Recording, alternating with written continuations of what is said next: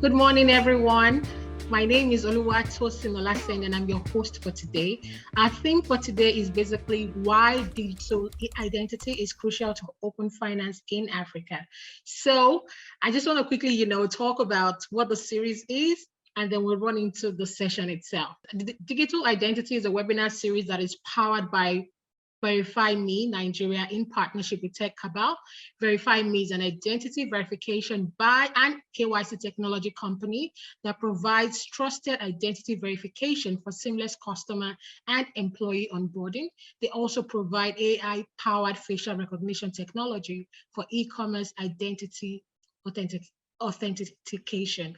So today we're just going to welcome everyone to the session, and today we have three panelists that will be speaking to us. Feel free to drop your questions while they speak. We'll come to it. For a couple of people, we might bring them on, to ask their own questions. So you'll be going with me today on the show. All right. So now this event is organized by TechCabal Insights, the event, and the research and consultancy arm of TechCabal. TechCabal aims to capture the human impact and business of tech in Africa. They provide reporting, data, context, and events to help you understand how tech is changing how Africans live, work, and function daily. So how are we going to go about it today? We have our panelists that are here with us, right? We'll speak for approximately about 45 minutes. Then we'll be asking the questions. The questions can also come in between. Feel free to drop your questions in the comment section. We also have a Q&A box where you can drop your questions. Then subsequent to it, we take the questions, we take the answers, and then we'll have the closing remark. So that's basically how today's session is going to go. We want you to enjoy it and feel free to participate. So you can just, go into the comment section if you have anything to say, and we'll pick it up as we go on. All right, great. So let me introduce our panelists for today. Who am I going to start with? I'm going to start with Adedeji Olowe. Adedeji Olowe is the founder of Lendsqr. It's a fintech helping African lenders reach their borrowers at scale. Now, prior to this, he led Triumph. It's a venture builder that's part of the Coronation Group. He was the divisional head of electronic banking at Fidelity Bank PLC, responsible for the turnaround of the bank's digital business. He also led the United Bank for Africa's payment card business across 19 different countries. He founded Open Banking Nigeria alongside other industry veterans, a nonprofit driving the development and adoption of a common API standard for the Nigerian financial industry.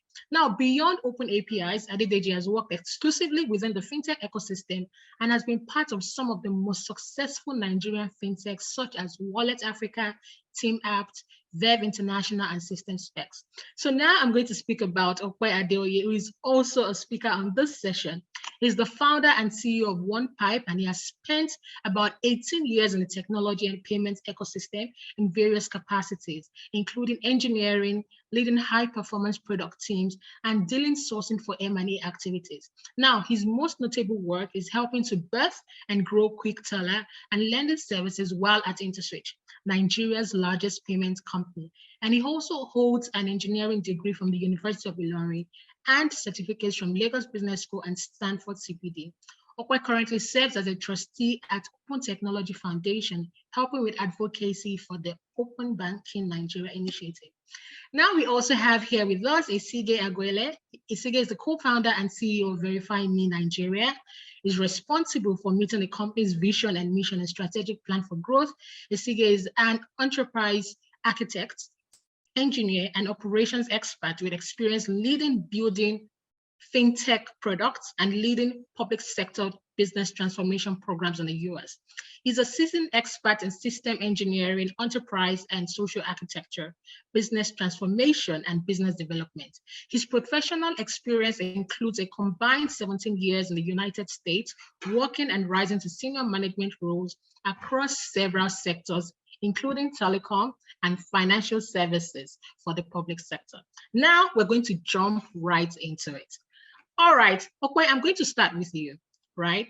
Now, apart from simplifying onboarding and reducing the costs of manual identity verification, what do you think are the benefits that lie for customers and financial service firms when digital identity is fully integrated into open banking? Yeah, thank you.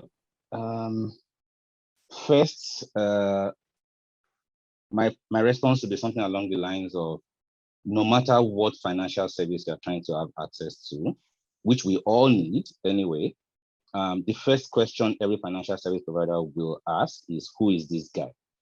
That first question needs to be answered before other things like, does this guy qualify for the thing I'm trying to sell? Does this guy qualify for what he's asking me for? But the first question everyone needs to answer is, who is this guy? If you now travel back in time, if answering the who is this guy, interpret to visit the guy's house, take his fingerprints, and make him sign a document, let him bring his 2 wives and 17 children. If that's how we answer the question, who is this guy? That clearly will not scale into the future we have today, right? So there has to be some way in which to answer that who is this guy question in a world that is getting more and more digital as we go forward. So fundamentally, it means that how digital identity benefits the individual is that as more services are coming on stream that can help his livelihood, everyone that wants to support that livelihood, the first question they want to ask is, who is this guy? And we all, plus him, need to find some way to answer that question in a digital way that is not come to my house, meet my 2 wives and 17 children, or meet my community head. That's what digital identity, in my view, contributes to moving us forward as a species. Fantastic. So you're basically saying that, we're able to get to know the customer without, having to go there physically to actually see them, which is really, really great. Great. All right. So I'm just going to come to you, Deji, right? So why do you think open banking actually plays an important role in the future of financial services in Africa? Thanks so much. So like Ope has asked, right, that the foundation of digital identity is UBDs, right? Now, the next thing is, how do you get this to happen? So in Africa today, there are about 54 countries. Now, in Nigeria, we have 36 states and the federal capital. We have maybe 1 billion fintechs. There are just so many ways to skin this cat. Now, so here's the interesting thing, right? If everybody is doing the same thing and doing the same thing in different ways, there is this lack of synergy, there is this lack of interoperability, which becomes a problem itself. Now, let me give you a classic example. So a lot of us drive, some of us have phones. Imagine if your car, when you wanted to change maybe the battery of your car, you discover that you can only buy a battery that fits Toyota. Now, that would have been a problem. The only reason these things scale, where the tires are the same, the batteries are the same, the SIM card is the same, because there's a standard. So if you're going to say UBDs, right, that means if all of us can ask that question the same way, and everybody understands that question in a similar way as well, then it will be so easy. So it means that if you're asking UBDs in, let's say, Rwanda, and the guy from Senegal can answer Namibidis, right? Then the problem is solved. Now that thing itself is actually not technology. It's actually common sense. Let us agree to speak the same language. So that same language itself is what we call open banking, open finance, standardizing everything. So if we standardize, the standardization of identity is as important as digital identity itself. Once it's not standardized, it can be digital identity because literally every purveyor of that service will be limited by ability to scale. So that is why we feel open banking and open finance is critical to data identity. Fantastic. I mean, speaking about standardizing, how do you think we've performed? How will you rate the standardizing of digital identity as of today in not just in Nigeria? Let's look at across Africa. Well, so I was at 0, but maybe I will even say like -10. Yeah, because and I will tell you the reason why. So everybody's doing their best. Frankly, every single person is doing their best. But we know that within Nigeria and within Africa, the tech guys don't work together. Right, is something that we consistently been talking about. And when people don't work together, what happens is that the synergy is lost. And synergy is a big thing. Synergy is what creates that explosive growth because one person can't do it. So today, when you look at people will say, oh, I have maybe Apple devices. Apple may not have been this successful if there was no Android to cause trouble for them. And probably Android would have been, oh, by the way, Android even existed before Google. It used to be something somebody was doing by himself, but because it was niche, it wasn't going anywhere. So if the digital identity providers in Nigeria and in Africa, they don't work well together. They don't use the same standard. So if I want to verify your identity now, Tosin, and I use company A to do it, if I'm going to talk to company B, Ope will tell you, you probably have to rewrite a whole bunch of your code, write adapters. So time is lost, understanding is lost, a lot of things will happen. So that's where we are. So like -10 would be like a good score. Okay.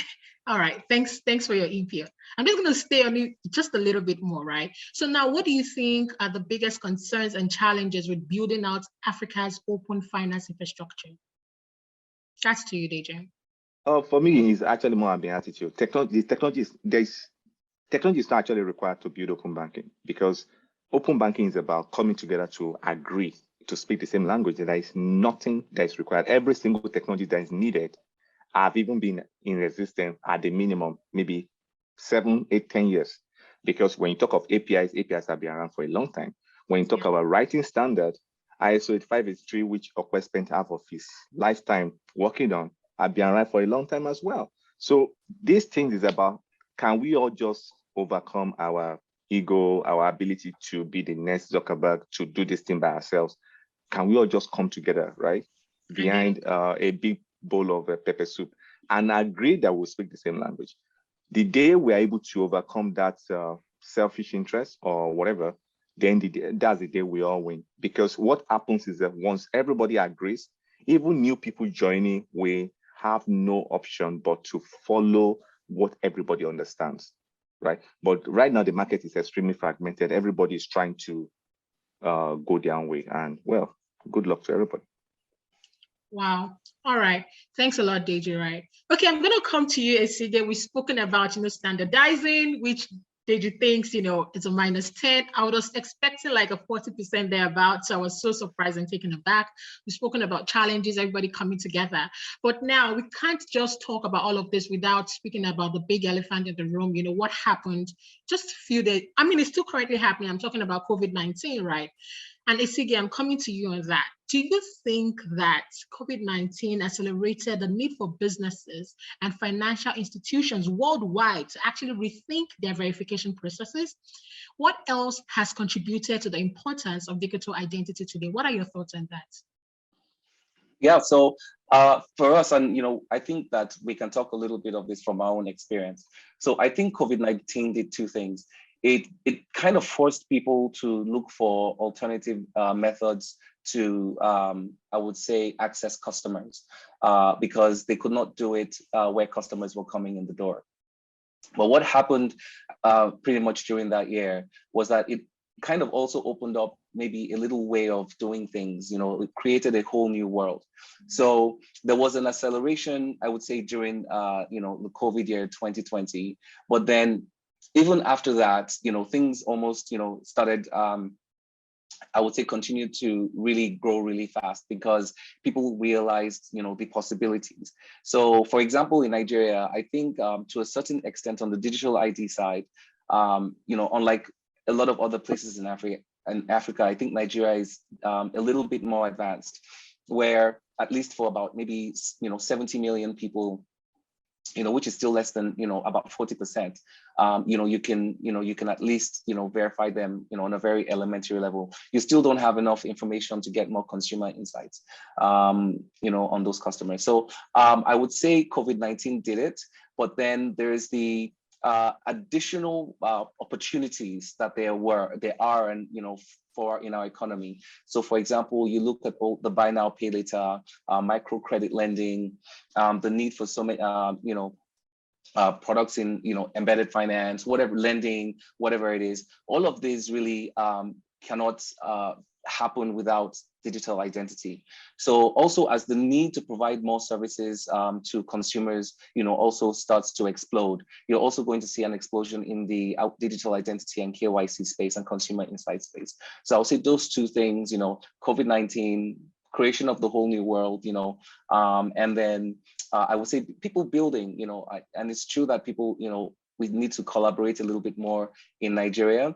But there are, you know, people doing things to bring services to the front, either in government or, you know, people like Ope Adeoye that are working on, you know, great, that have great businesses as well. So all of these things, you know, coming together really have created somewhat of an explosion in the industry to where we're seeing, you know, 30x pretty much from year to year. Wow, so did you just say 30x? I did, yes. Wow, so I'm just gonna diverge just a little bit. So do you see that growth continuously happening? I do. And the reason I do is, you know, if you look at the industry, you know, Deji, you know, very well, you wrote a very interesting article, I would say a few months ago, about the $120 billion, gap in lending that we have. This is going to be supported by, you know, by identity. It's not direct, but, you know, it's really in the space of open finance. Nigeria is kind of more in the open banking layer now, where we're still, you know, kind of maturing in financial inclusion and banking and transfers. But really, all of this is powered by digital identity and the ability to provide consumer insight products as well. I don't see it stopping anytime soon. There's so much opportunity for not just VerifyMe, but, you know, any of the, I would say, you know, other companies who are trying to provide this service. We are, of course, you know, I would say, trying to be innovators in this space. But yeah, for sure, it's a huge space, very huge. Great. I'm just going to stay on this a little bit, right? I mean, when I asked Deji about what his thoughts on standardization is in Nigeria, I was so surprised to get his answer. Of course, I knew it was not perfect. I knew that we're not there. We also, you know, when we're building us out, we sort of had a couple of questions, but I was not expecting that answer.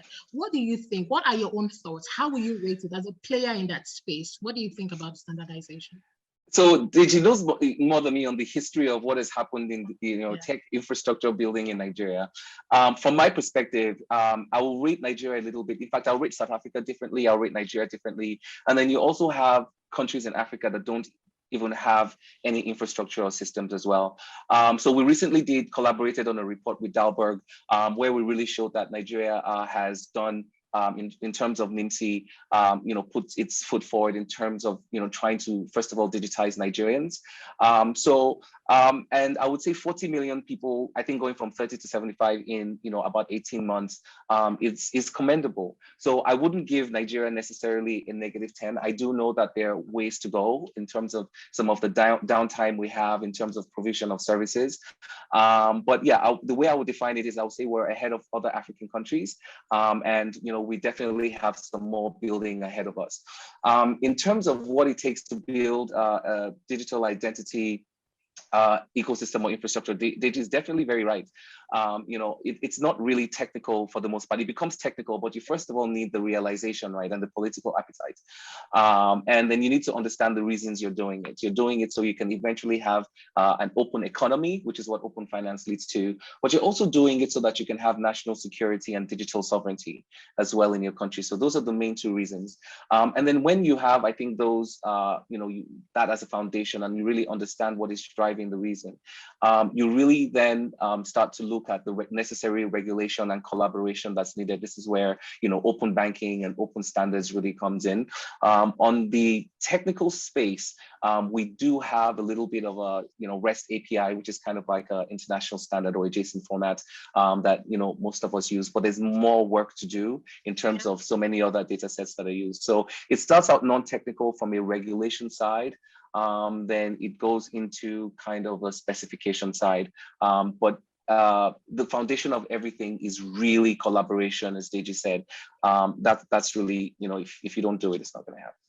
Fantastic. I mean, we've now heard that, you know what, technology is not what's holding back building open banking, amongst others. You guys are saying it's possible. I hear you. So now, what do you think are the building blocks of a robust digital identity system? This is to you again, Esigie.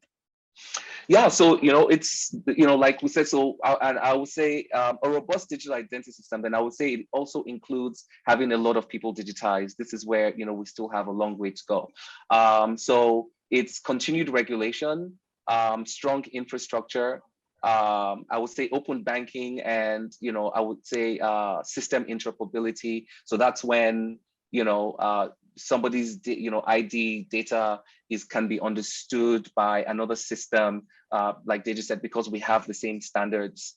I think I mentioned infrastructure, and communication, standardization as well. So that's really what's going to lead to it.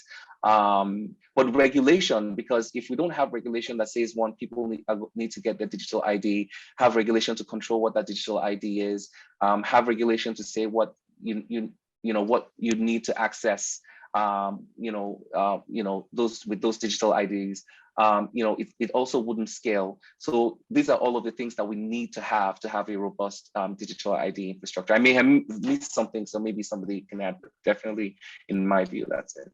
All right, great. So just a quick recap. You spoke about system interoperability. You spoke about infrastructure. You spoke about open banking and a couple of others, which is really, really quite interesting to hear. I'm going to go to Ope, right? But I just want to ask you one more question before I go over to Ope. In terms of the barrier of entry, right? Because now it looks like there's a whole lot of work to be done, a lot of scaling that is required. Was it really hard for you to get into that space and just being able to be a player here? Yeah, of course. And is that for me? Yeah, it's for you. Okay, yeah, of course. But business is hard in Nigeria, and it's hard for everyone. It is hard. Exactly. Yeah. So I would say, of course, very hard. And but we were one of the ones that were able to overcome the challenges. But it's also hard because there's already regulation in place that says what type of infrastructure you need to have, so that you can access the data, so that we can also protect Nigerians' data under NDPR. So it was hard, but it's hard for everybody. It's hard for everyone. No, absolutely. The truth is, if it was easy, everybody would be doing it. So indeed, exactly it right. is hard. It's good that it's hard. Yeah, it's good that it's hard. Ope thought it was, I've forgotten about him and he's having a full day. Ope, I'm back to you now. I'm back to you. Now, we've spoken about some of the building blocks for a robust digital identity system. We mentioned open banking. We've seen open banking crop up here and there, over the conversation we've been having today. So now, which brings me to my next question to you, Ope. What makes Africa a great market for open banking and open finance initiatives? Yeah, I will use Nigeria first as a sort of, pardon my big word, microcosm of what it could look like in Africa. So if you look at Nigeria, for example, most of our people are low-income earners in the informal sector. Our people have a deeper relationship with their value chains than with any financial institution in some big city. It's just what it is. Like a farmer is closer to the guy that buys his produce than he is to the microfinance bank in the next local government, for example.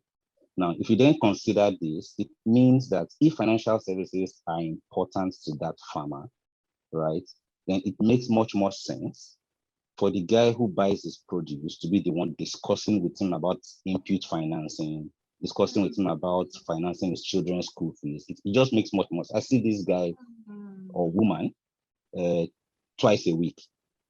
I need to travel to go to the microfinance bank to discuss money. So I'd rather just, so it means that there needs to be some kind of infrastructure or collaborative effort in place that makes it possible for that value chain, that next node in the value chain that knows the farmer better to offer him financial services.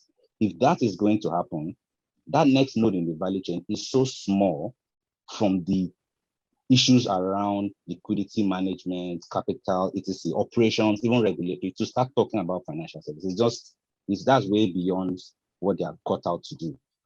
Open finance infrastructure and the collaborative effort around it makes it possible for such a, once again, pardon my node in this value chain, to be able to buy financial services from a larger institution, rebundle it for what his own farmer wants, and offer it to that farmer. Now, concepts like open finance, open banking, embedded finance, etc., are all just expressions of this same belief. Now, once again, back to how I started. If you look at at Nigeria, with 70% plus of adults in the informal sector, it means that that's 70%, not even counting those in the formal sector that are not getting real financial services. Let's just leave those ones. But the 70% plus of adults in the informal sector who are economically active are getting way below what they should be getting in form of financial services. Now, open finance in general then opens up the possibility of expanding that coverage. Now, if you extrapolate away from Nigeria, then that means that across Africa, these issues are the same. People in trade, in agriculture, in transportation are better served when they are offered financial services by non-banks who require open APIs, open regulation, open standards, etc., to be able to distribute those services to them. Oh, wow. This is quite interesting. As in, I love the way you told the story, right? Just bringing it back home and just being able to see the sense in it that, you know what, it makes perfect sense. I'm seeing this person 2 times in a week, right? Than the person I might see once a month. And that is even a burden for me to go all the way. That's like, makes really, really amazing sense. Now, speaking about, you know, layering services on it, rebundling and all of that, how will you rate the success of that? Because I see it. I see the explanation you make, and I see the room for more to happen. But as of today, do you think we've made enough progress? Do you think, how much more room do you think we can cover? Of course, not accurate numbers, but just basically your own thoughts on that. I will join Deji in being very negative, but I'm not going as low as -10. I would say from a coverage perspective, these concepts are still very nascent. And Wow. I'll put it somewhere under 1%, just a random number I pulled out of a database.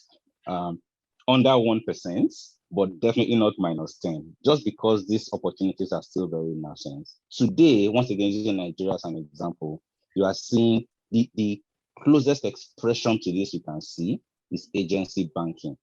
Meet every agency banking operator, all they're offering mostly is cash in, cash out. Yeah. That does the same thing, right? So just doing it closer to the people. But the farmer still wants input for his farm. And you need to understand his farm enough to give him the cash to buy the input. So I think we're a little under 1%, but definitely not -10. Wow. Now, if you're watching this and you're just like me, you're surprised, you're shocked. Let me shock you a little bit. I was reading, Amazon released their results, you know, recently, and they were just talking about the numbers. And then the CEO said that Amazon, a $1 trillion company, is early. They said they're in early stages. I was like, what? How can Amazon claim to be early? So I hear Ope say that this is the NASA's, you know, in early stages, we've not scratched the surface yet. If Amazon is claiming that they are early, so do you get the picture? I couldn't. I had to read it again. Like, is this guy for real? But in actual fact, that's what they said.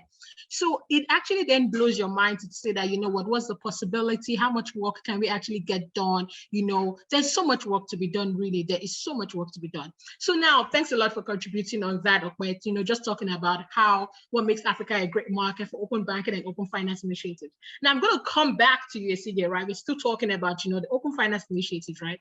So now, what kind of opportunities do you think digital identity unlock from open finance initiatives across Africa?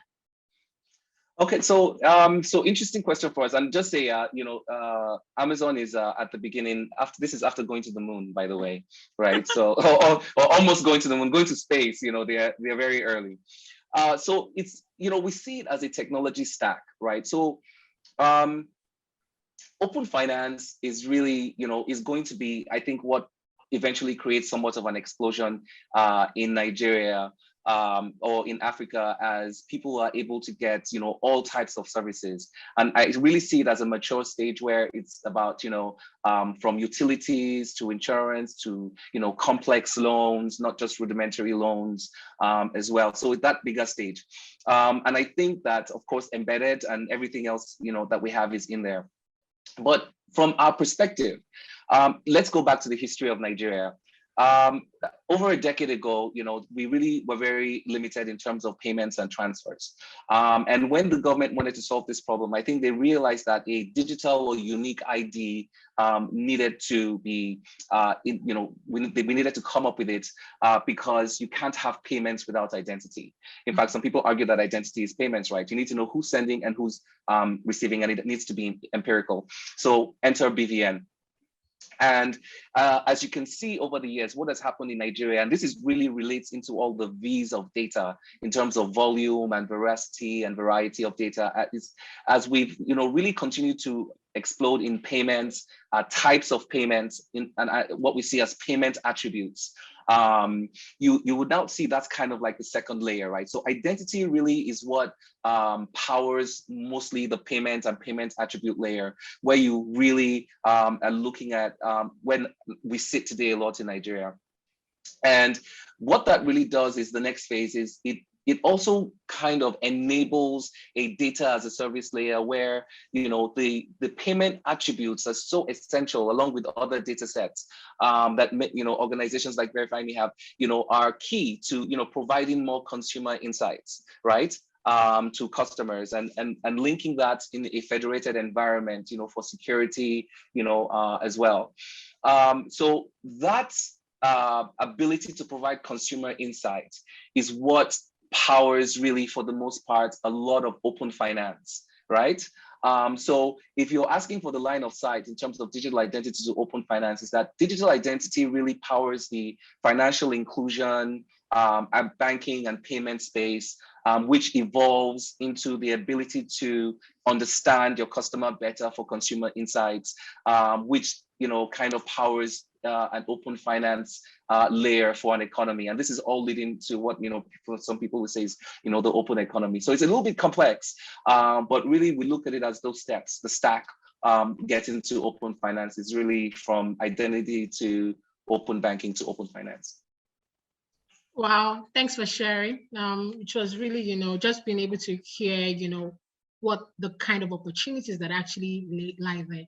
So Adedeji, I'm going to come back to you, right? So now in early 2021, the CBN issued the regulatory framework for open banking in Nigeria.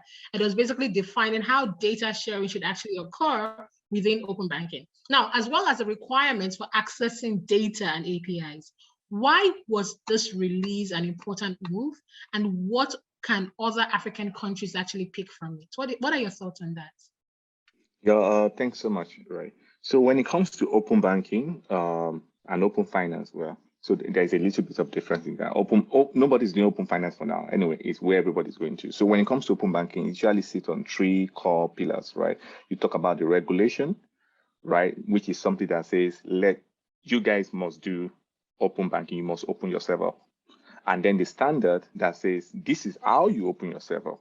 And then the data privacy regulation that also says, while you're opening yourself up, please open yourself in a very sensible way.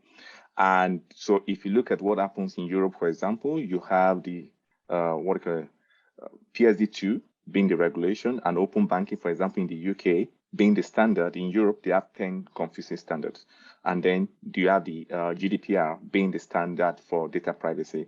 In Nigeria, is similar as well, right? What we have in Nigeria is you have the NDPR, which is a standard for data privacy in Nigeria, and is kind of mirrored on what the GDPR has done. And then so that remains two things. You know, a stool or a tripod needs 3 legs at the minimum to be able to get anything done. So the next one is the regulation. The regulation is what the CBN came out with. And the regulation just says, dear banks, you will have to open yourself up. But the standard is yet to come out, because you have to open yourself up hasn't described how you have to open yourself up. So like an SC or an Ope, for example, today, yeah, they know that banks are being told, but it doesn't make any difference to them in terms of how do I do this? Now that standard is being worked on with the CBN. So CBN, after that regulation came out February 7 last year, there was like the CBN put together an industry group where you have all the banks, some of the fintechs at the very senior level, and then there's some of us like open banking, RPA, and then we're all working together to create that standard. So we submitted something to the central bank, and the central bank is, they have to make sure that whatever is coming out doesn't kill anybody directly or indirectly, right? So basically that regulation is important, because without the regulation, you can't have the standards, right? And without a standard, you also can't, you don't know what to do, absolutely. So what CBN has done is significant. I wish it could go faster, but regulation never go faster anywhere in the world, except if you want to block something, right? But basically, we wish it could go faster, but this is going to come out. And Africa, as low as we think it is, we are like 500,000 years ahead of literally every single other person, because every other person is still doing consultation. Should we do this or should we do that? Now we're on that way. So, and I feel like when we do this and we do it well, it basically just makes the barrier to be lower for the other countries, because they're just going to ask themselves, well, Ope and SE and CBN has done this. Why do we need to kill ourselves? Let's just go there, copy a few things they've done, and then we just proceed. Wow, that's interesting. That's interesting. So now we've been told to open up. Now we're also asking, how should we open up? I guess that's the question that everybody, you know, in the players in the market are actually thinking. How soon do you think they will? I mean, of course, you can't speak for the regulatory, right? For the regulatory bodies, but in terms of how soon do you think this needs to come out in order for us to start seeing fruition? Do you think there'll be a timeline to it, or when do you think will be like the best expected time? Again, these are suggestions, nothing cast in stone. So when it comes to timing, when it comes to regulation and timing, it's almost like rapture. It's coming, but we don't know when. Right. That's fair. That's okay. So, but it's definitely going to come. But look, there are two ways to drive standard, which is one of the reasons I gave us -10 the other time. You think, why am I being harsh? Because when it comes to technology, they already exist. So nobody, so either Ope or SE today can come out to say, oh, because I use REST or I use JSON, I'm good. No, those things already exist. None of us invented it. There are two ways to drive standard globally, right? Maybe three ways. Sometimes things evolve by themselves. Everybody will just follow it because that's the easy way, right? Sometimes people come around together and just say, you know what, let's be using this. So when you look at things like HTML, for example, it was a standard before it became a global standard. PDF was actually invented by Adobe, and then they turned into a standard. You have ECMAScript that came from Microsoft, became a standard for JavaScript and the rest of them. So sometimes the industry come together and they just find wisdom by themselves to say, you know what, guys, let's come together and do this. And if you notice very well that sometimes when things go crazy in Silicon Valley or in the US, these tech guys that you think are beating each other up like gladiators, they actually leave their weapons aside and go and fight a common battle and fix it. Then the third option is, well, regulator will come and say, you guys are a bunch of children, you don't know what you're doing, therefore this is how to do things. Now, but that one usually comes too late, and most often than not is run down the throat of everybody. People choke and die in such processes. When it comes to the open banking that is coming now, at least I can tell you that it doesn't have a standard for digital identity. Because today, if you look at Nigeria, digital identity at some levels, we have identity, it's fragmented all over the place. As you can tell you this, it's more fragmented than a broken China plate. So in the end, and we don't have this in the open banking, because open banking is not about identity, but you need identity to do it. In fact, when it comes out, we are expecting that banks will use CBN-driven identity, which probably will be based on BVN, but BVN is a private identity scheme. It's not even, it doesn't even address everything we're talking about. So it means that the burden is still on the identity providers in Lagos, in Abuja, wherever you live, or in Africa, to come together and say, okay, you know what, can we define how we want to know this is Tosin? Define the person, define the capabilities, define the scope of what she wants to give. So globally, when it comes to things like identity and authentication, we have what we call the OAuth, OpenID, FAPI, sit on it. Are we going to bring that to Nigeria, and all of us, we adopt this and wrap all these things behind? These are the questions identity providers we have to ask. But unless they can leave their egos and big manism on one side and come to the table and agree, it's not going to happen. So I'm still going to sit on my -10, right? Because it goes to 0 when they start talking, and then they start going up to 100% when they start acting. But this time, everybody is deliberately not working with everybody, right? Fantastic. Thanks for sharing. Ope, I'm coming back to you. I mean, we've heard they just speaking about the gladiator effect, amongst others. Now, how do you think stakeholders in the public and private sectors come together to drive the adoption of open finance? So what else can those stakeholders do? What do you think?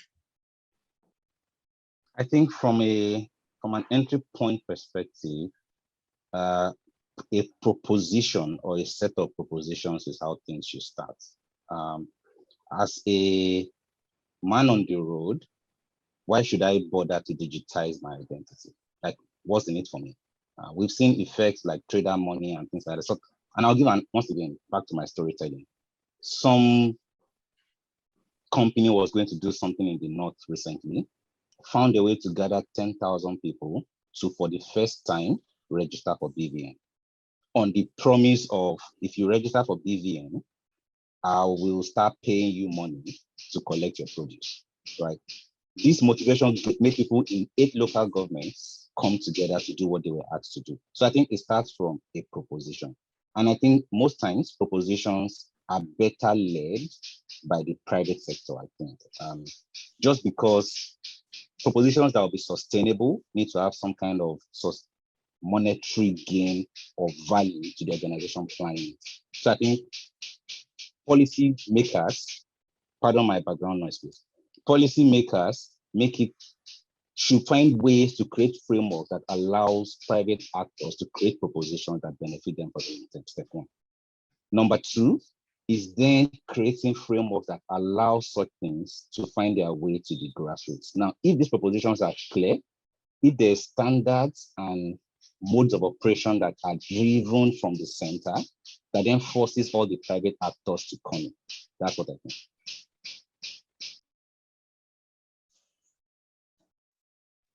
Wow, this was quite interesting. This was really, really interesting.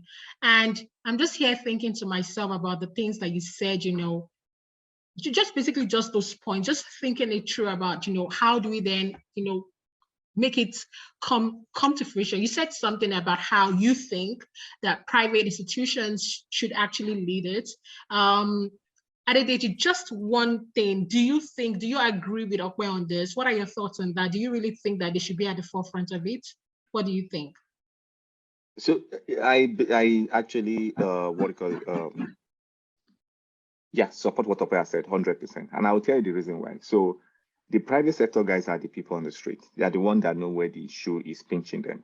So basically, they are the only one that can do this the way it solves their problem.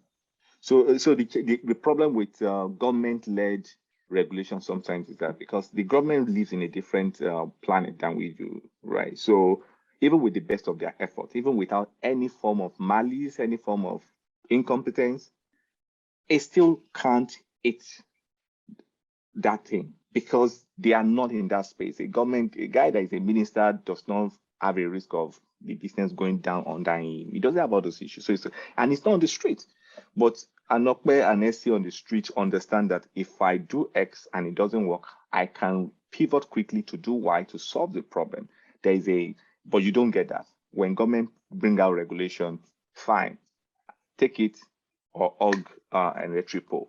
Now it doesn't work like that. So when private sector guys come in, apart beyond the fact that they know what they need to do, they also can easily evolve on a faster scale than government. Regulations, regulation even all over the world, laws take time to come out to even fix mistakes that are identified, right? That's even identifying the issues with the law itself can be a big problem. But let's even imagine that they agree that it's wrong. It can take years. If the private sector let in, they can fix this problem month on month. That in a couple of years, you've seen an iteration that is actually very, very beautiful. So I feel like if the private sector doesn't do this, we will not get the kind of success, right, or whatever. So take NIN or BVN, for example. Let's say it was Ope and SC that actually built this, right? Of course, it probably have the same bug and issues in the beginning, but after I've called Ope and screamed at him and the customer chased SC all over the place, they will fix those problems, right? And it will now be working. But I can tell you, BVN has not evolved in the 8 years that it has come out, right? NIN is not going to evolve for the next 20 years. And it's not a bad thing. It is the reality of what happens when it is driven by government. And it's not a Nigerian government problem. It is global. governments are not as agile as private people. I mean, just to add on a bit to this, it's just like a business, right? So it's the people that are speaking to the customers, like the salespeople, the people with their customer service, they're hearing their pain, that they're able to give that feedback to the top and being able to take action. So I totally understand, just that proximity to the users and being able to, pivot quickly to address those needs makes perfect sense. Esigie, I'm going to come back to you, right? So now, what do you think are other interesting and relevant use cases of digital identity that government and businesses must pay attention to going forward? That's an interesting one. But I want to say to Adedeji that collaboration is happening. Necessity is the mother of invention. There is now a digital identity association, and everyone will hear about. And we are talking, right? And we have been collaborating. Most of the guys in this space are friends. We talk to each other almost every day now because we realize that we're going to have to come together. In terms of what to look out for in the digital identity space, I think there's the short-term future and then there's the far future, right? In the far future, I think decentralized identity, as it relates to DeFi or blockchain-based identities are going to be something very interesting to watch out for. In terms of opportunities now, I think that Nigeria is such in a beginning stage. I think even penetration maybe 1%. The explosion that's going to happen in the future in the insurance space, for example, is just not digital identity, but even the ability to kind of have that digital identity in a federated environment. So I mean where you can link that identity to other government agencies, relevant data in other government agencies, so that you can power whole sectors like insurance sector or lending sector. So functional digital identities, maybe specialized products for insurance, for driver's licenses. Another thing to watch out for in the future is putting the control or the NDPR control of one's data in the individual's hands. You're going to see products, and some, innovative products out there for that, controlling data, in terms of NDPR, and even products maybe where, people make money from their own data as well. So the opportunities in terms of digital identity from a powering whole sectors is very exciting, and it's something that is emerging in Nigeria, but also from control of one's data as well is also something that's very interesting. And then in the future, very interesting to see all the decentralized ID technologies that maybe we'll be working on. You never know, or other folks, we'll see. Interesting. So as a finance person that loves money, when you were speaking about how people can actually make money with their own data, so my ears just went, how do you monetize it? So, but I'm sure there are regulations, around it, and just basically guiding everyone as to how to use data amongst others. But this was really, really, really interesting. We literally have just 3 more minutes to go before we jump into question and answers. And I'll ask just one more question, and any one of you can actually go ahead and answer it. Now, the other question is this: how do we drive penetration in the rural communities where access to digital infrastructure or tools is limited and non-existent? So anybody can volunteer to answer this question. Okay, let me try that. So here, there's something the telcos understand very well, is they know how to get to the last mile, right? Yeah, we may not like the telco, we may not know how much they are charging us for calls, but they know how to do this, right? And digital identity doesn't mean you have to have a smartphone. Like, I think some of us live in a bubble. We think everybody has a smartphone. Not everybody has a smartphone. I think we need to be able to, 1, create digital identity that can work on the most basic phone, and then 2, can be cost effective, almost like free, knowing fully well that you can make your money down the line. And then it should be so simple that even people who haven't gone to school know how to use it. Today, grandmothers, people that don't have formal education, they know what money looks like, right? And they know how to use phones. Now, do you find that interesting that currency actually have numbers and stop printing on them? They can't read any of this thing, but they understand what they're looking at. Then you also understand they also make phone calls even though they can't read. Now, so any identity system that can't operate at that level of where you can use is cheap, can use the most basic phone, and can be understood by anybody with eyes, it's not going to go far. But if you can do it, then you can very last place in Nigeria and in Africa. Wow. Okay. Fantastic. Makes perfect sense.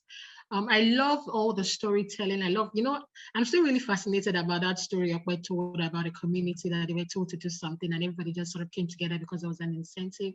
So storytelling actually just goes a very long way. Just being able to see how people can actually plug into something and, drive it. Just real life stories, how it works, meeting them at their own place and all of that. So which really, really makes perfect sense. You guys did an excellent job. I learned as well. It was a really, really engaging session.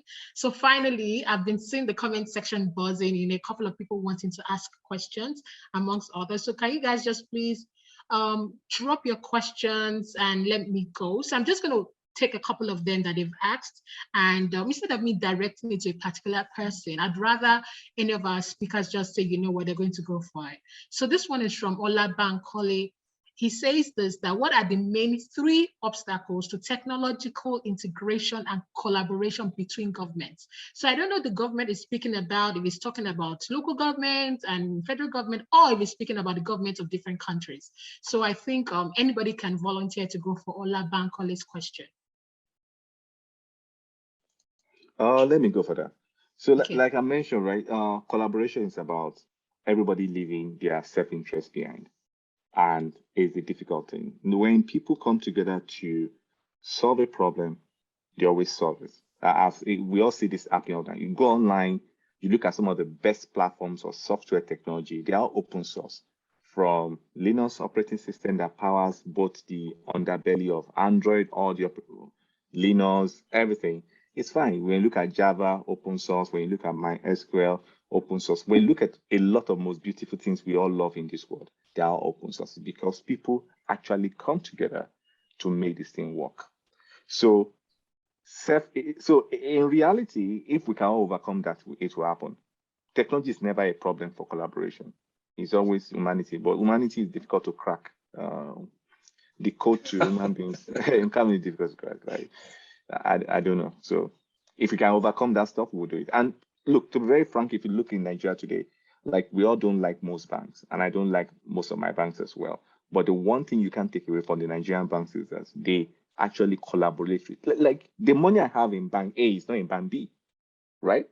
But yeah, these guys can come together. This BVN that we all love or we all want to have access to, they came together, put $60 million to build it. $60 million is a lot of money. Even now, it may not be for you, Tosin, you are Gucci, but for most people, it's a lot of money.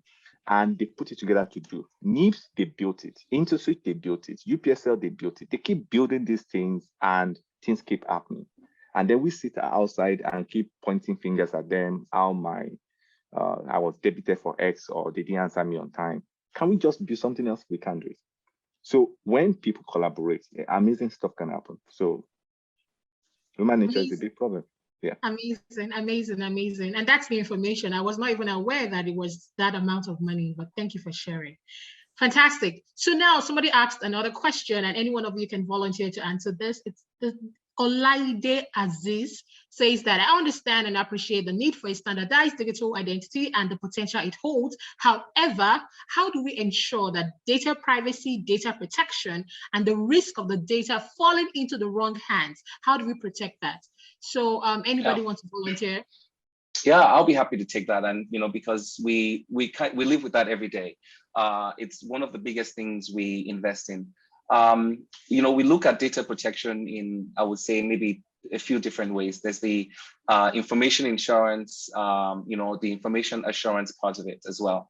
When we say insurance or, kind of like maybe even cybersecurity, logical boundaries, you first of all make sure that you have a compliance system that, external bodies can't easily hack, right? So even under NDPR, there are specifications in terms of being 2001 compliant for environment and making sure that you have these penetration audits on that. And then there's also the internal controls that 27001 deals with in terms of making sure that even internally you have your physical security, making sure that people have access to the right data as well. And, your data, your servers, everything you have is basically, secure. And then there's the third part in terms of publishing of data. Are you providing access to the right customers? So a company like VerifyMe, we have a very strong KYC, to make sure that, you have access to operate, in the country that you're trying to provide business and do the work that you're asking for an ID for. And I would say the final thing about it is use cases, right? So for many of us, we don't sell data, right? And definitely VerifyMe. At every single point, the customer, the individual, is asking for a service through a bona fide and vetted organization.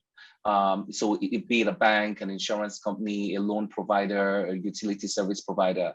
And those are the circumstances under which we actually release customers' data from authoritative sources that we have access to in government. As we say, NDPR, unfortunately, private sector has to provide the service. Everyone has in DG and Ope said private sector is going to have to leave this. If you leave it to government, we will not. There are many services we will not have, and that's just because it's not government's. I would say mission is very different from the mission of business, essentially. So it's just about making sure that you have that secure layer and you have the right regulation in place to protect individuals' data. Fantastic. So there's one question here, which is a bit tricky. I'm just going to try to read it as, okay. So it says this, right? Digital identity is so foundational to open finance. Do we really think that traditional brick and mortar banks will support it? It appears it has the potential to decentralize banking. In other words, what is the motivation for traditional brick and mortar banks to support it? Like, would they go against it? Anybody volunteering to answer this question? Okay, Ope is raising. Okay, I love that. Go for. I was going to point at you. Go ahead. Anti-I. Yes. You've been chosen. Go. Yes. I think the analogy I like to use is there's a train leaving the station. It is leaving the station. It will get to 7, 8, 9 stops before it gets to its destination. You have two choices: join the train or watch it leave. You can attempt to hug the train and make it not go. You can attempt to push it back. The train is going to leave the station. So I think many banks and financial service providers are realizing that it's a movement. It is happening. The train is leaving, and you only have one choice: either join it at 11:05, or join it at 11:15, or join it at 11:30. Your call. But if you attempt to push back the train, see you in hell or wherever we are. When's the last train? Because traditional banks will be on the last one. I actually don't think so. Those guys have they've been evolving and they have a knack for surviving. Banking has been around for a very long time. Yeah. And in reality, but we can't discount some of the things they know how to do. Right. I actually believe some of them may even out survive some of the people that get on the train, because they're good to get on the train later and you get on the fast one, the one that goes through one stop. Bullet train. Absolutely. Right. So because it happens in Africa, right? We didn't get on the telecom stuff in a while. People have been using mobile phones for like half a century. And then boom, we had it in Nigeria. And then even now, I've never seen anybody without a phone. Even dogs probably have phones right now. We jump through the hoops, right?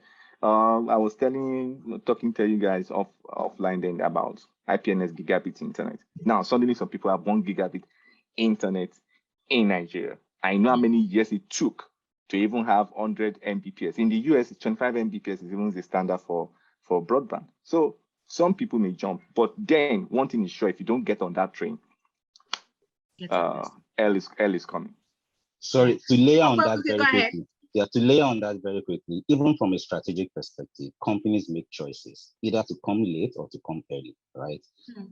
And with all strategic choices comes the risk that you allocate to that your choice, right? So if you say, I'm a big bank, I have money, I have wealth of 100 years of experience doing this thing, I will watch for a while, then I will go in and move fast. Two risks to that strategic choice is, one, the people who went ahead of you are getting so well funded these days, they're not about to wait for you to come and eat the bun they want money on. That's one. Two is that as you become a big ship, turning your ship around is a little bit harder. You will struggle to move fast. It's just what it is. Those are the two risks to the choices, at least to the strategic choices of coming with the 12 p.m. train.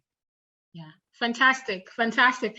I really enjoyed this. I love the storytelling. Okay, you're the king of storyteller of life. Just giving it to us. Storyland. Yes. No, it's been really, really interesting. Thank you so much. I'm going to ask, all our speakers for their final thoughts. I really, really enjoyed this, Deji's insights. I remember I was on another panel once and it was giving it to us back to back. It's always like very nice and fresh, and also that of Esigie, right? So just before we ask the speakers for their final thoughts, I'm going to ask, our attendees to please fill out the survey. They posted it on the chat box, just go there, fill out the survey. Let's hear from you. Also that, there's going to be polls coming up. So guys, please fill out the polls. It's very important, let people know how, what you learned, what you'd like to see more of amongst others. So please fill out the polls. All right, great. So now that I've gotten that out of the way, I'm going to come back to you. Ope, please go ahead, give us your final thoughts for today. Very brief, less than a minute, and then every other person just talks. I think the world is evolving. Movements are happening in multiple sectors. We all need to recognize that this digitization is happening and tap into the opportunities as they come along, whether you're a small guy, a big man, but it's happening and we all need to move in. Okay, so something interesting. I think I went ahead of my time. We still have 15 more minutes for question and answers. Sorry for Ope, those are not your final thoughts. No, sorry. So I'm just going to take, because there are lots of questions, right? So we still have time to take a couple more questions before we go off. So I'm sorry for, killing that flow. Let's continue. Okay, so now we have this question here from Chizaram Ucheaga. Chizaram Ucheaga says this, right?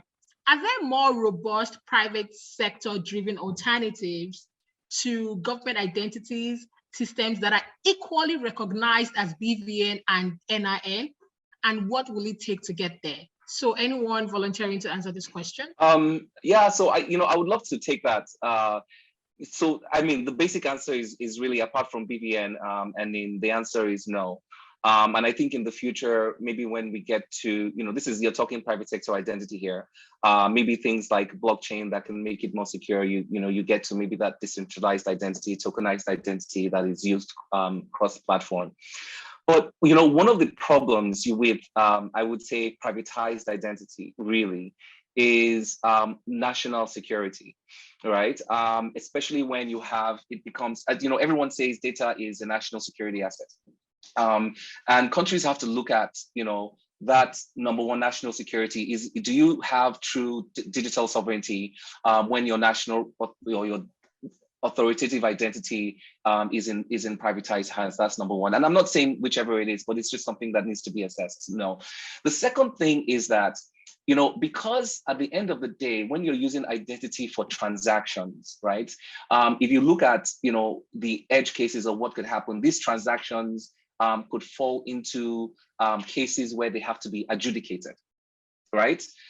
If government is the authoritative source of identity and that identity is used in an adjudication scenario, how does a private identity play in this space, where does the judicial body or institution recognize it as well? So these are also where regulations, and we have some way to play in terms of, a privatized identity can't just come in. If we use the privatized identity and it says, person A did this and I sue person A, is that identity usable in court? All right, because the government recognizes your BVN and your NIN. So there are a lot of questions I think that need to be asked. The short answer to it for me is no. Interesting. That was interesting. Thank you so much for sharing. Okay, great. I'm going to go to the next question. There are lots and lots of questions here. Okay, so this is Abiodun Adebisi. Abiodun Adebisi is asking, is open banking concerned about MTN coming into financial services, or there is possible ways to collaborate? So what are your thoughts on that? I mean, we've all been hearing about they got their license and like, oh, what are the risks? It's very exciting. Okay. Yeah, I'll just say very short, very exciting, very exciting. Go ahead. So if I can add to that, so like I said, open banking is a standard, a way of speaking, a way of understanding. It doesn't make any difference whether MTN is there or Airtel is there or is Deji that is a bank now. It doesn't make any difference. If you all speak the same language, it's fine. In actual fact, it makes sense for open banking to even be there. Because what happens is that if you have an ecosystem where you have maybe one or two of the players having an outsized influence, then they could use their personal standard or their proprietary standard that end up becoming a standard. And that wouldn't even be good. So in fact, with MTN coming in, we have to use the open standard because MTN is known for execution. They know how to execute, right? So yeah, it's critical. So there's nothing called collaboration because open banking is the standard. Open banking is not a company, so nobody is collaborating with MTN. It's for the industry to speak the same language. Fantastic. So in summary, what I'm hearing you say that it's a pro, actually, it's not a con. Like, it's a good one that they're actually then. Yeah. Okay, great. Okay, so we're gonna take another question, and this is from Fola Jimmy Jubril. The question is this: in a situation where open banking is left in the hands of communities, either trade organizations or religious bodies, how do you think the structure for banking that added community layer should look like? Do you guys understand what the question is? Anybody wants to take this?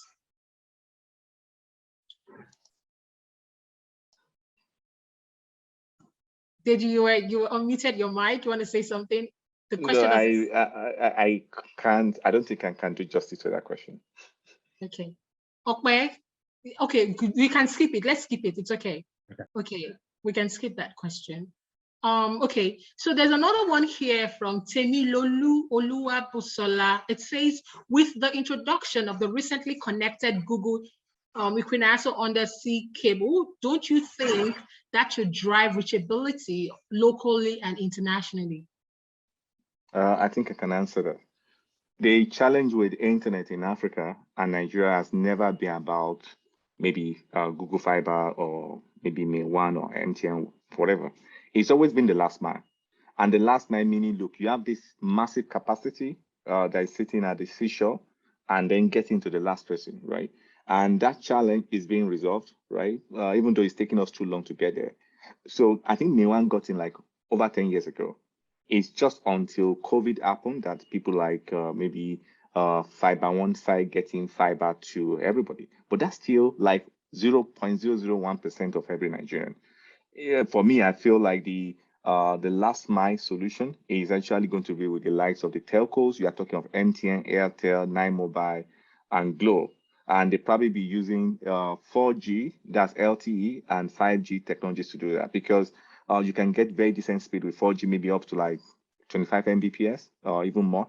With 5G, you can probably get like 100 Mbps. Now, they need to now make that investment, and that investment is expensive. For them to do that, who is driving that? Interestingly, the people that will drive the last mile for wireless is not even MTN itself or Airtel. It's actually the guys of like American Tower, Helios, and there's another guy. There are three of them, right? So those guys are the ones that will make investment into the individual cell site. The investment for 5G is even much more because you need more cell site to be able to cover these spaces. Now, if that investment can be made, we've seen that the commercial foundation for data in Nigeria makes sense. MTNs this year, MTN is going to make more money from data than from voice because they've been growing at 50% year on year for the couple of years. So that cable landing is not the solution to our problem, right? Even though it's going to make internet cheaper for some providers, but the reality is wireless and last mile. Oh, wow, that's interesting. That's interesting. Ope, do you want to add to this?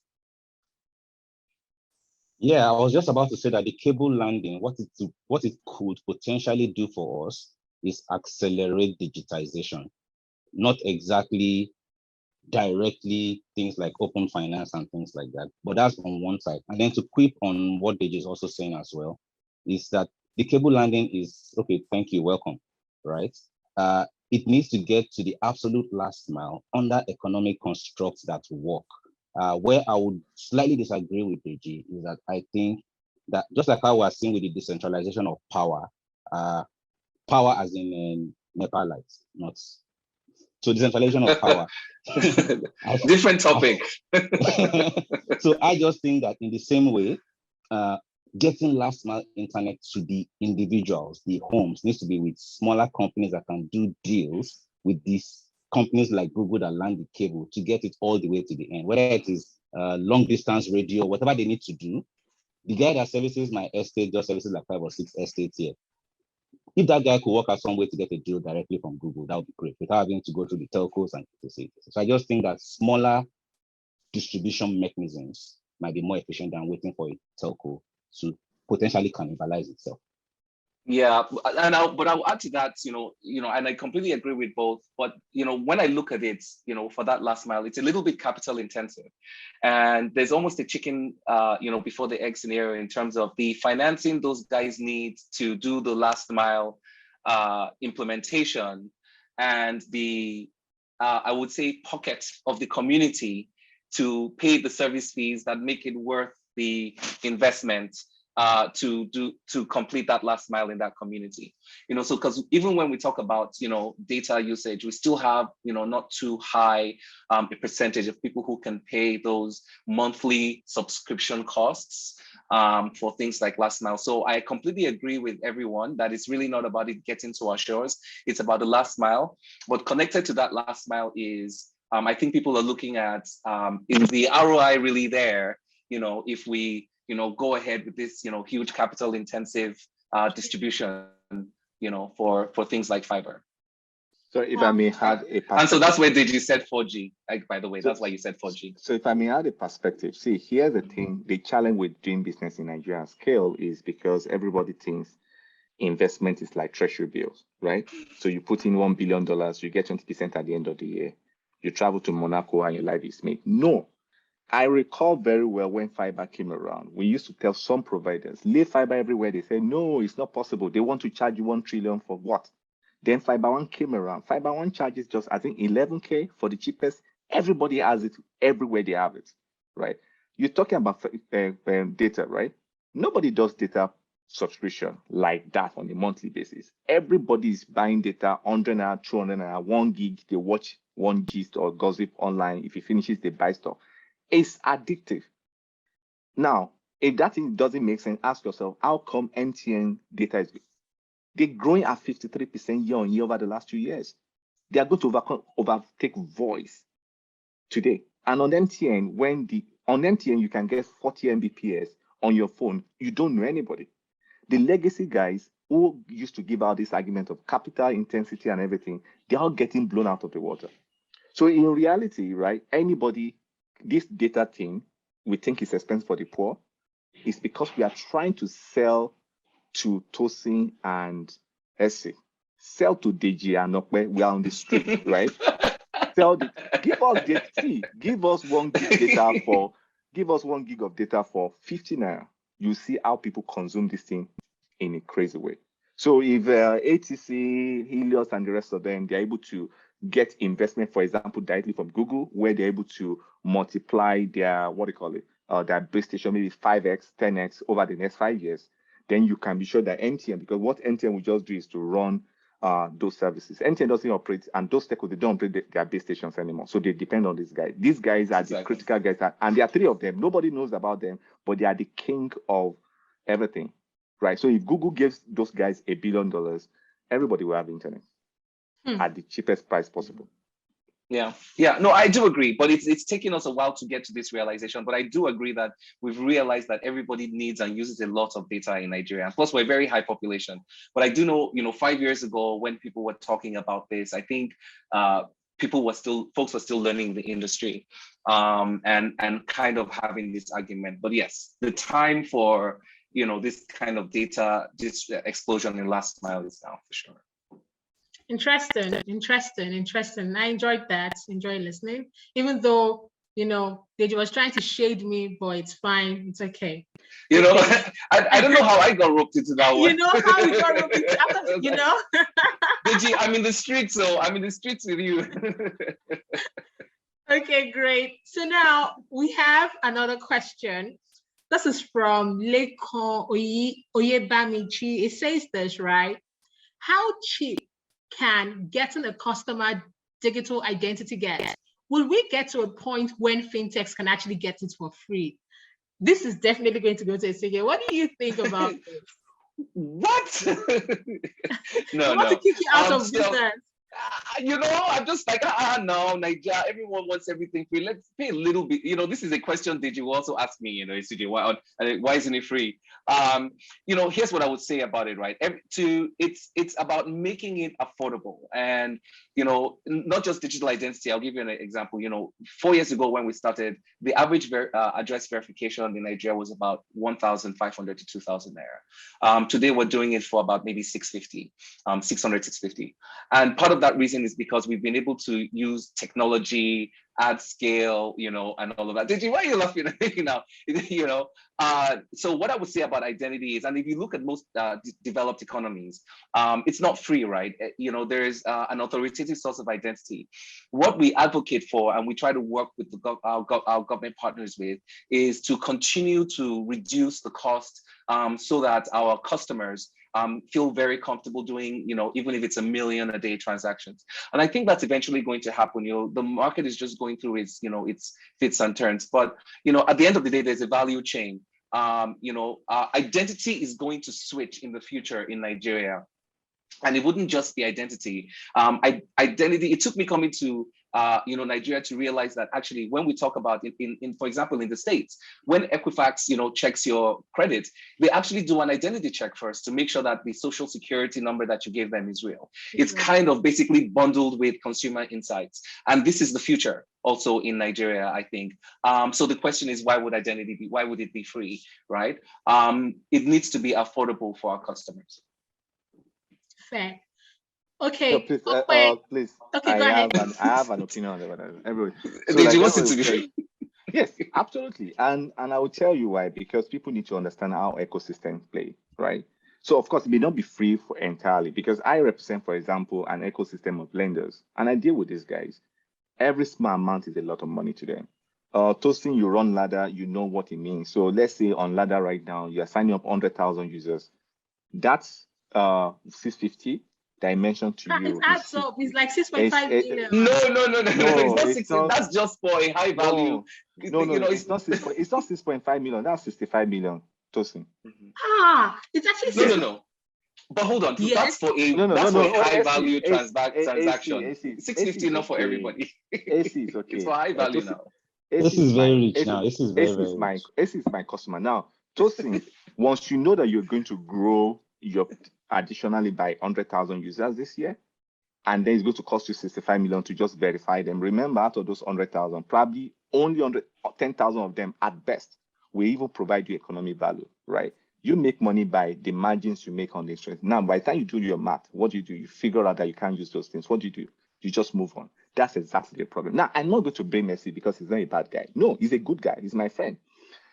Because Essie today will send guys on the road to go and verify the addresses. Some of those guys, Nigerians now, some of those guys will even cause trouble for him. Some of them will go and abuse his customers and the rest of them. Those guys also don't do promo. They collect money for him. So in reality, to solve that problem, Essie will have to take a step back and say, look, these bodies on the road approach is not going to work, because Tosin will never pay 65 million to grow 100,000 business. And Essie cannot convince those guys as well to work for him for free. So Essie, you need to go back to the drawing board to figure out this thing. Because you mentioned chicken and egg. You mentioned chicken and egg, but we have to reinvent. We have to go back and say, how do we do this? So when we were doing banking in Nigeria, we were doing telecoms in Nigeria, everybody thought we have to go through the same process. Vodafone, T-Mobile didn't want to come to Nigeria because they felt Nigerians can't pay for subscription, right? And they left. And MTN and Airtel came around and said, don't worry, prepay. Once you prepay, and that is it. So maybe for Essie, maybe your solution may be, if a user pays for his own identity, just one-off, it becomes free for everybody forever. You made your money. Because look, my customers are like Tosin. When I tell them it's 650 that I fought Essie to get 650, you should be happy. I gave you 50% discount. Once the guy do the maths, Just one of his fingers to describe things for me. So I'll give you an example on that. And this is really very exciting when we talk about this because, you know, and this is where innovation comes in. Two things. We always, and this is where collaboration, engaging your government comes in. You know, we work with FRSC, for example, National Driver's License.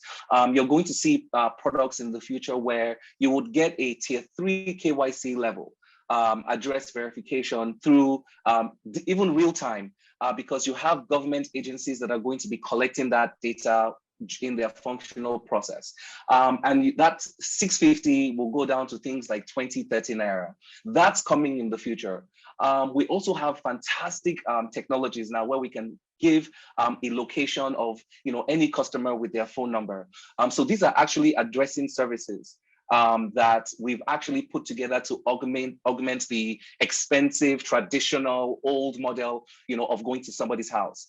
The future of digital addressing that's completely cheap for our customers is actually coming, and we're at the forefront of it. I completely understand what you're talking about, and I completely agree with you. In fact, let's talk about that product because we're launching our favorite customers.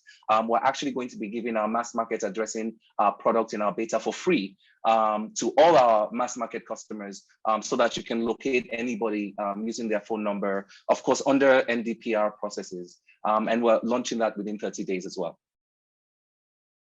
Fantastic. So we're on your side, Deji. I got you. I got your back.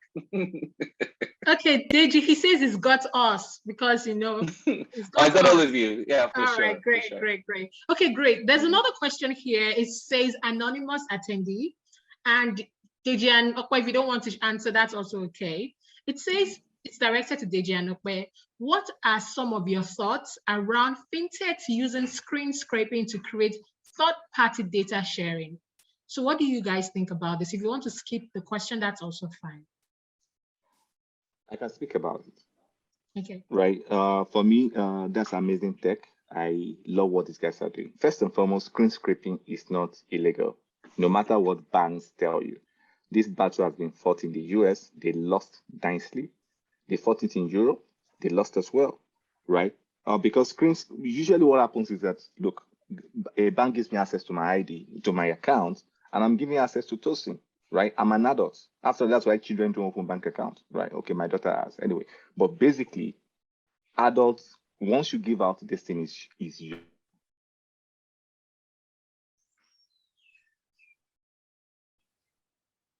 Okay, I think we've lost Deji there. We're just gonna wait for him for. I think we've lost Deji there. We're just gonna wait for him for his for his network to come back. So for me, I feel like what they're doing is amazing, but we also know that screen scraping, as from a technology point of view, is as poor as it gets, right? It's not good enough, right? So this is one of the reasons why with open banking, what you're scraping is like you are peeping through the window when you could actually walk through the door, right? With open banking, you can have access to what you need to have. Of course, from a technology point of view, you now have things like data privacy. How do you ensure that you keep the data and customer credentials securely and the rest of them?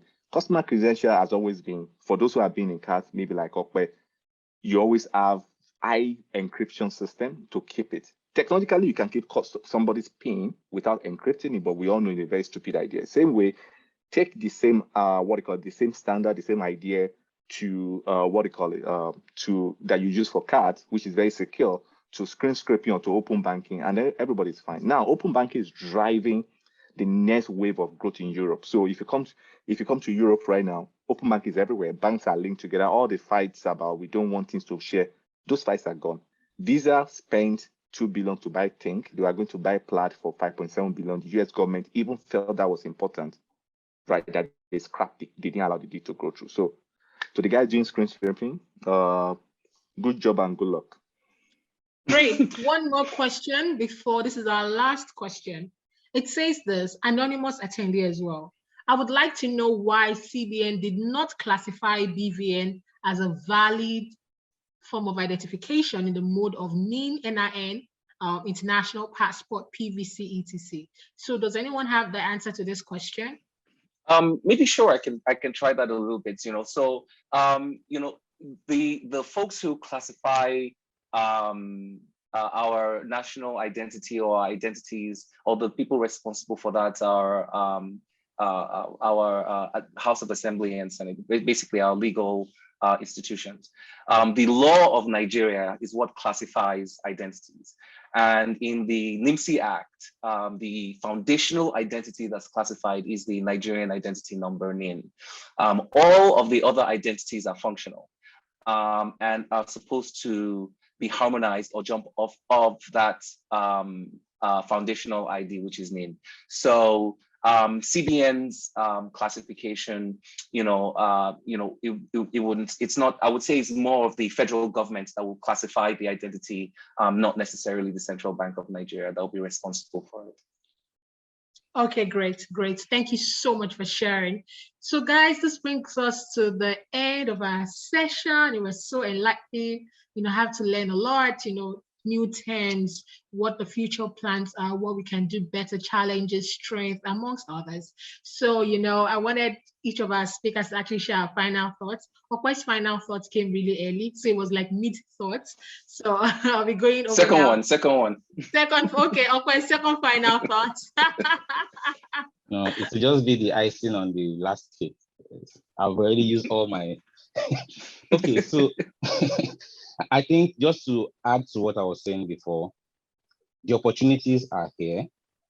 Digitization will continue. In the wake of COVID, it will continue at a pace that is way more than we have seen in the last 10 years. Because it will happen, identity itself then needs to get digitized very quickly, and then many things can now build on that. So I think in the next 5 years, there's going to be a wave of growth worldwide, and we all need to find some way to plug our holes to that pipe and somehow just, plug our holes to that pipe, and then somehow... Right. Storyteller. Thank you. Okay, great. That makes sense. Yeah, thanks for sharing, plugging our holes to the pipe, making things work amongst others. All right, great. So I'm going to go next to Deji. What are your final thoughts for today? Thanks so much. First, I've had fun arguing with Ope, which is what we do regularly off screen anyway. So we just brought our drag to the public.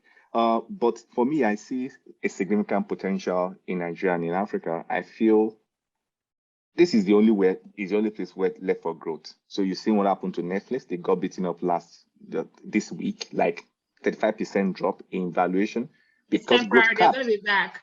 Yeah, no, of course they will be back, but the reality is that, look, somebody there, and like the Reed Austin is a man I love so much. These guys know how to solve problems. The growth potentials, right? See, look, everybody in America has Netflix, everybody in Europe has Netflix, but come to Africa, come to India, then you need to figure out what will sell. Like everybody will watch the Bridgerton, even if you have to peep at a few adverts. And if you look at Amazon, last year made $31 billion in revenue from advert. Nobody knew people were advertising on Amazon. So basically the growth potentials exist and is in Africa. So anybody, right, that looks at Africa, that looks at Nigeria, you don't have data identity, I'm not going there. You don't have smartphone, I'm not going there. You're not doing credit, I'm not going there. I'm not going. That person is the one that is playing with. Is an essential threat to them. Because I feel like, look, when we solve this problem, the SC of this world, the Ope of this world, when they solve this problem, right, the growth potential in Nigeria and Africa is mind-boggling, right? Yeah. But you only take the smart people to see it. And it's not going to be easy. Like, everybody's going to grow bald, people are going to grow white hair. But when the problem is probably solved, the growth potential, the opportunities will be beyond what they can get. Because, this is the only place where it's going to happen. So I would tell everybody, just grind it on and see you on the other side. Fantastic. I'm excited. Okay, Esigie, please go ahead. Yeah, so, just following on what Deji said, I would say, if Amazon is only at the beginning, then we've not been born yet. Yeah. And we see this in our numbers. The opportunity is amazing. It's such an exciting time for us, almost because it's almost of a canvas. And as folks have said, we're able to reimagine things for ourselves, and build from ourselves, and kind of from see Nigerian founders and entrepreneurs build from who we are in our essence. So it's a very exciting time for us. Just like VerifyMe, and I'm sure many companies are seeing great growth. We see it. We see the numbers every day and the transactions. So much is happening in Nigeria, and so we're very excited about the future and things to come.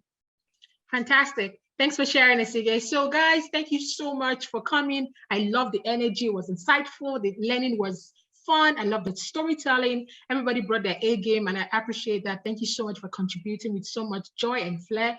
Also, we want to ask our viewers to please fill out the survey. The purpose for this is that it helps to serve you better in the future. They're able to know what you like, what you didn't like, and what they can do better. Also, VerifyMe, thanks for putting this event together. This event was produced by TechCabal Insights. Also, guys, don't forget to ask other people, to come and learn from here. The recording will also be shared, and also feel free to subscribe to TechCabal Daily. So, guys, it was really, really, really, really nice having you on board. I enjoyed the session. I hope you did too. Feel free to tweet about it. There was some information that was quite, insightful. So if you enjoyed anything, tweet about it, let other people know, share it on your Instagram stories. And that's pretty much it. Thank you so much for sharing your morning with us. I hope you enjoyed it as much as we did. Take care. Thanks, Bye. guys. Thank you. Bye. Thanks for having us.